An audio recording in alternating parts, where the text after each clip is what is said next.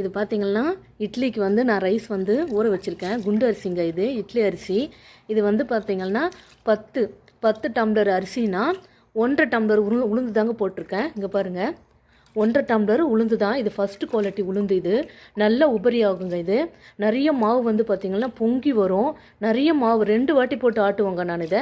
அந்த அளவுக்கு நல்லா பொங்கி வரும் மாவு. புசு புசுன்னு இருக்குங்க இட்லி. இது வந்து வெந்தயங்க, வெந்தயம் வந்து ஊற வச்சுருக்கேன்.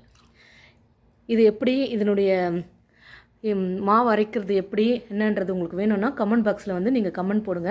நான் மாவு அரைக்கும் போதும் அப்புறம் இட்லி ஊற்றும் போதும் நான் உங்களுக்கு காட்டுறேன். அந்த புசு இட்லிக்கான சீக்ரெட் இதாங்க. நான் அவல், அதுக்கப்புறம் ஜவ்வரிசி ஊற வைப்பாங்க, அது மாதிரி எதுவுமே நான் ஊற வைக்கலைங்க. இப்போ நான் அரைக்க போகிறேன். இது 3 மணி நேரம் ஆயிடுச்சுங்க.